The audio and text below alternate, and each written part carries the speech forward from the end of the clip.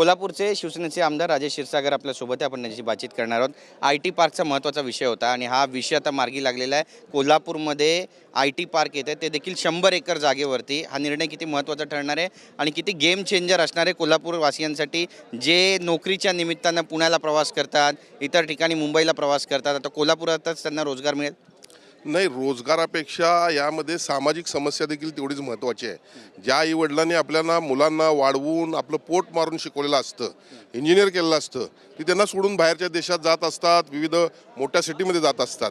आणि म्हणून देशाचे पंतप्रधान नरेंद्रभाई मोदी यांनी जे 2047 साली देशाला महासत्ता बनवायचं विजन डोळ्यासमोर ठेवलेलं आहे, त्यासाठी महाराष्ट्र शासन मित्रा या संस्थेच्या माध्यमातून काम करते.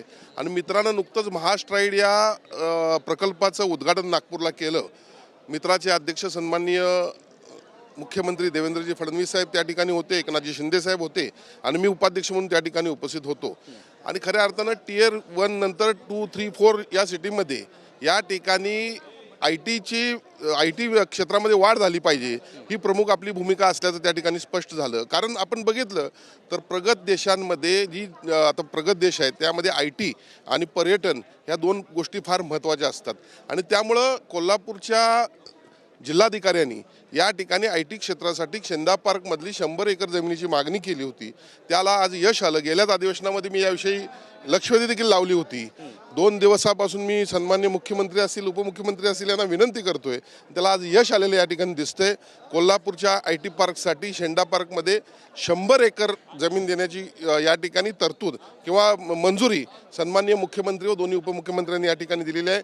मी करवीरच्या जनतेच्या वतीनं जनतेच्या वतीनं त्यांचं मनपूर्वक आभार व्यक्त करतो. नक्कीच. पण करवीर वासियांसाठी ही किती आनंदाची बाब आहे आणि हा प्रोजेक्ट गेम चेंजर ठरणार का? नाही, निश्चितपणे बघा, आता IT क्षेत्र नुसतं मर्यादित राहिलेलं नाही. आता त्यामध्ये IT पार्क करत असताना 100 एकरमध्ये डेटा सेंटर, त्या ठिकाणी टेक्नॉलॉजी सेंटर आम्ही मित्राच्या माध्यमातून देणार आहोत.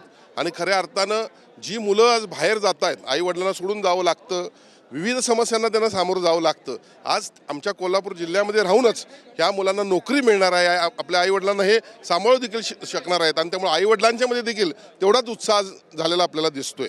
42 गावांचा देखील कोल्हापूरचा विषय आहे आणि त्याबद्दल बऱ्याच वेळा आंदोलनं झालेली आहेत आणि असंतोष देखील तिथले स्थानिक व्यक्त करतायत. तुम्ही एक स्थानिक आमदार म्हणून कशा पद्धतीनं हा मुद्दा हाताळणार आहात? नाही बघा, कुठल्याही शहराची जर प्रगती व्हायची असेल तर हद्दवाढ ही अत्यंत काळाची गरज आहे. पुण्याला 17 वेळा हद्दवाढ झाली.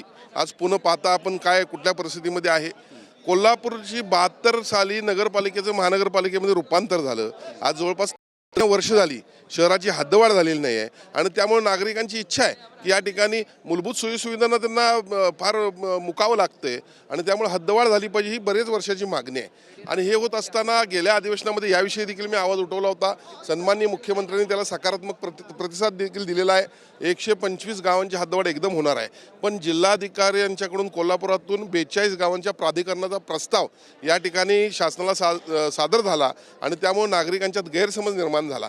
पण कोल्हापूरची हद्दवाढ होणारच आहे. 8 गावं त्यामध्ये येणार आहेत आणि हद्दवाढ अटळ असल्याचं सन्मान्य मुख्यमंत्र्यांनी मला शब्द दिलेला आहे. निवडणुकीसाठी युतीची काही बाब त्या ठिकाणी समोर येते का किंवा काही चर्चा झालेली आहे का? आणि युतीतून निवडणुका लढवणार आहे शिवसेना की स्वतंत्र लढवणार आहे, नेमकं कशी लढवणार आहे? नाही, कोल्हापूरमध्ये जर आपण पाहिलं तर संपूर्ण इतर जिल्ह्यांच्या पेक्षा अतिशय चांगली परिस्थिती आहे.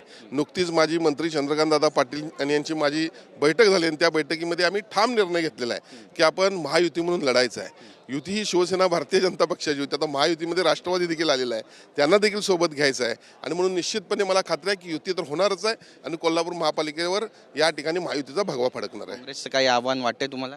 नाही, आता काही बघा, आव्हान असण्यासारखं त्यांचं काही नाही आहे. कारण काँग्रेसच्या माझ्याविरोधात ज्यावेळी आमदार होत्या गेल्या 5 वर्षातल्या, त्यांनी शिवसेनेमध्ये प्रवेश केला आहे माझ्या निवडणुकीमध्ये. आणि त्याचबरोबर दुसरं म्हणायला गेलं काँग्रेसच्या उमेदवार ज्या माझ्याविरोधात होत्या त्यांनी पण निवडणुकीतून माघार घेतलेली आहे. ही काँग्रेसची आमची परिस्थिती त्या ठिकाणी आहे. आणि बंटी पाटील जे होते त्यांचे पुतणे देखील त्या ठिकाणी हरलेले आहेत. त्यामुळे काँग्रेस आता नगण्य राहिलेले आहे. काँग्रेसचे जे कारभारी म्हणून ज्यांना ओळखलं जातं, काँग्रेस पक्षाचे सर्व महापालिका सांभाळणारे शारंगधर देशमुख हे देखील शिवसेनेत अनेक नगरसेवकांना घेऊन आलेले आहेत. त्याचबरोबर नाना कदम देखील शिवसेना अनेक नगरसेवकांना घेऊन आले आहेत. आणि त्यामुळे शिवसेना ही सक्षम आहे, भारतीय जनता पक्ष देखील सक्षम आहे.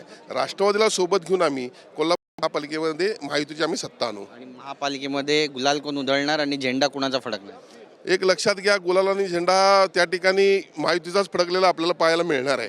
आणि जो गेल्या आपल्या विधानसभेचा जर निकाल आपण पाहिला तर 10 उमेदवार हे महायुतीचे 10च्या 10 निवडून आलेले आहेत. महाआघाडीचा एकही उमेदवार त्या ठिकाणी निवडून आलेला नाही आणि तीच पुनरावृत्ती आता परत महानगरपालिकेत होईल याची मला खात्री आहे. धन्यवाद आमच्याशी बातचीत केल्याबद्दल. तर आपण पाहतोय आपली भूमिका या ठिकाणी मांडलेली आहे आणि कोल्हापूर करवीर वासियांसाठी एक आनंदाची बाब म्हणावी लागेल, कारण आता तिथे IT पार्क निर्माण होत आहे 100 एकर जागेमध्ये आणि गेल्या बऱ्याच वर्षांपासून याचा पाठपुरावा तिथले आमदार राजेश क्षीरसागर करत होते. आज त्याला यश मिळालेलं आहे आणि नागपूर अधिवेशनामधून कोल्हापुरात गेल्यानंतर आता त्यांचं कशा पद्धतीनं स्वागत केलं जाणार आहे किंवा कशी प्रतिक्रिया दिली जाणार आहे हे सुद्धा पाहणं महत्त्वाचं ठरणार आहे. कॅमेरा पर्सन मनीष विचारेसह गिरीश गायकवाड, TV9 मराठी, नागपूर.